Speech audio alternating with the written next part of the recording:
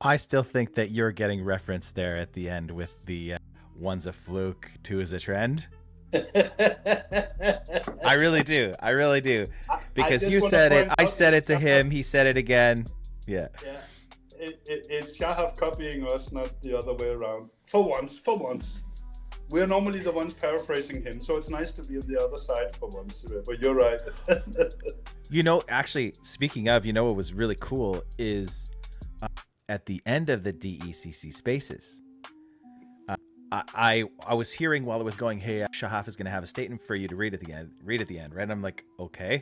So we're in the spaces and I'm waiting for it. So at the end there, I got to read that, and those were his words, and that is so cool, man. To be able to do that, I thought that was so neat. So that's one of the videos that I made last week into a little short there. Those were his words, and it's always such an honor to read something that he's written, right? And it was written for me to read, so it was just such a cool moment. I know, and honestly, it was when we see some of the. I mean, when I see some of the other podcasts, and then I see the ones that you run, and it's a lot of the little details, like microphone off at the right time, microphone on at the right time, things like that, and it's just moderated, and it all flows very nicely, which means that we get more alpha because we don't have to waste 10-15 minutes on the podcast host promoting himself or because a lot of these the first 15-20 minutes, mate, they are all about instructions, and you don't get anything out of it. This has been my thing since day one. Like, number one, I wanted to, and I'm not there yet, but I'm trying. I want to elevate myself to a level like Shahaf because he's unbelievable. He's always ready. He's so eloquent. This is not his first language, and he just nails it, right? The second thing was that I noticed, and especially in Web3, it's everywhere, right? But especially in Web3, man, these guys and girls, mostly guys, they can't help shilling themselves. They think they're the main character, and my whole thing has always been like, no, man, like, I'm not the main character. The guest is the main character. When I was doing shows, I would brand them to the projects. I didn't want to brand them Block Tracer Podcast, right? It's all about the guest, right? And I totally agree with you, man. It's like sometimes it's like blah, blah, blah, blah, blah, and then they got to use big words. They got to sound smart. And it's like I try to turn all of that off. I try to talk the least amount possible. I try to keep the conversation flowing. And that's what I love, about when I'm as a hired gun, right, for the DECC spaces or COTI Connect. It's like, I'm here to do a job. This is not about me, right? This is about getting the information out to, first of all, our community, and then beyond, right? And so, yeah, it's all about hearing the other guys talk.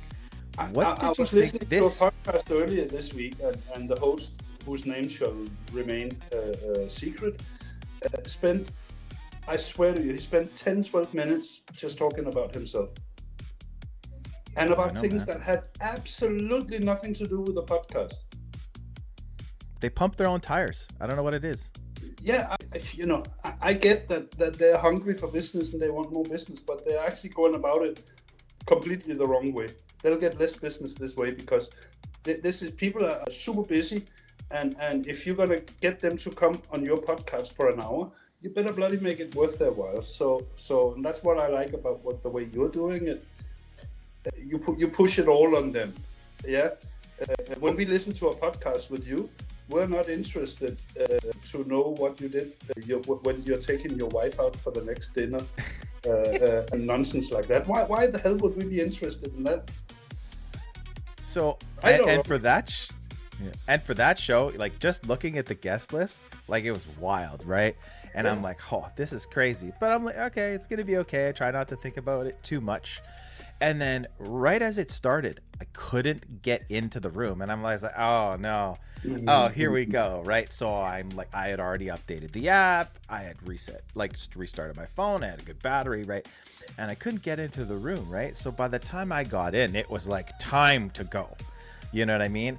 And I don't know what it was, man, but I was nervous about that one. And I was trembling and out of breath. So, I wasn't too happy with it, but I'm really interested to see where the show goes and have other hosts and, what it turns into. But in the last clip where Shahaf was talking, we talked about the ECB there, but I wanted to add a little bit about COTI, privacy on demand, etc. So when they talk about the privacy campaign, we talked about this at the end of the DECC podcast or Twitter X stream there. This was one of the first little nuggets of the privacy campaign.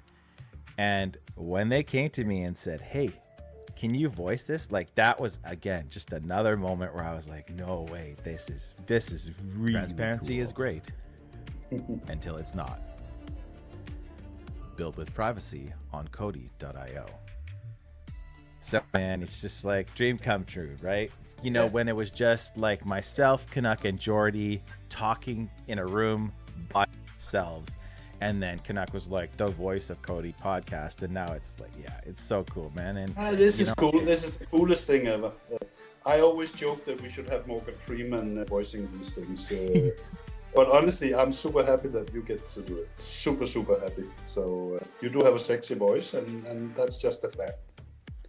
Yeah, and I don't know if I said this, but I've been thinking about it a lot. And it started with, you know, the path to mainnet for me. And then right after that, it was like, wow, like this is like a serious job. And it's really the goal now is, and people can talk about, you know, us as ambassadors, and some people will like twist it to the point of being paid shills. But man, like my allegiance has always been, and even when we were talking about ambassador contracts and stuff, my allegiance has always been like, look, I want to be able to speak freely. I want to be able to criticize. I want to be able to amplify tough questions. I want to be able to continue doing what I'm doing. And if that's like a deal breaker, like I'm out. So, you know, my prime directive is to educate, right? And I'm not the greatest educator. That's why we have people like COTI Unity in the beginning, right? With COTI Unity and Ship, like those two. Like if I find somebody that's got the gift, they're better than me, then I try to amplify them. And this comes to you, man, with your weekly updates. That is, you know, as much as I pumped Unity's tires with the FAQ database, your weekly updates are just as poignant and powerful. So thank you so much. Yeah, I aim to peace. It's a labor of love. And you know how whenever we have a meeting with the COTI team, yeah, these meetings are always transcribed by the AI thing, yeah? So I actually have Joshua on record when we interviewed for the ambassador thing and say, only rule really is that don't say something that you don't want to see on the front page of the New York Times the next day. Yeah, that's a good one. And I'm absolutely sure there will never be anything on the front page of the New York Times involving COTI. So as far as I'm concerned, we can say and do everything within reason, yeah?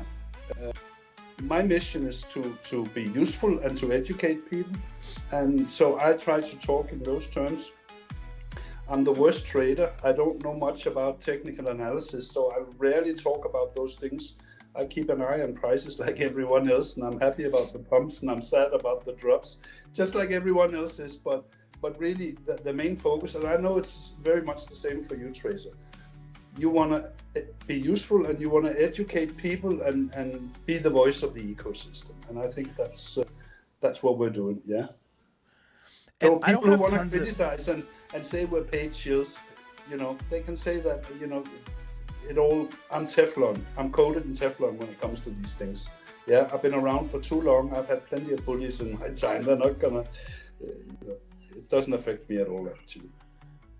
And I'm not going to pretend that I've read a bunch of ambassador contracts and know how it works with most other projects, but I will say, and I really do believe that we have been afforded and more freedom in terms of freedom of speech and the way that we hold ourselves publicly than most other projects, because we really are allowed to say how we feel. We really are allowed to talk about how we're frustrated. What we're frustrated about. I have never ever. So, I mean, maybe you're different than me, but I have never ever had COTI come and say to me, "Can you please promote this using these and these and these words?" Yeah, we talked a little bit about how to do our pitches for business development and stuff like that, which is cool. But no one's ever come to me and said, we've seen your weekly updates, and can you please in future use slightly different wording for this and that? Nobody ever comes and says nobody ever comes and says any of these things. And I know they read them. They all follow them. So we really do have some freedoms that we should not take for granted because it's quite unusual. I think what's interesting about it is when they do see something that maybe they don't love, they decide to act on it instead of bury it. And that's kind of where your questions answered came from, right? Was like hey, like, what's going on? It's like, I think we need to do this, and we did this. And I still think I think we're going to look back at that moment by being as important as when V2 came and that happened, and we had this moment of like, let's move on, everybody, let's reset. Like, people hold grudges. It's the weirdest thing. But man, I don't know. It's just all those, the whole AMA and the subsequent interview with you, and that was 9 or 10 of us that got together and said, listen, there are too many unanswered questions here. This is not gonna end well. Yeah. And we then, we can let people know what actually happened, because we then pushed it to the team group where we know both Shahaf and Joshua are in it, and Efrat and Guy, everyone else. And we said, listen guys, this is not gonna end well. You need to do something about that. Yeah. And 2 weeks later, AMA interview, this and that. So yeah, absolutely they do listen.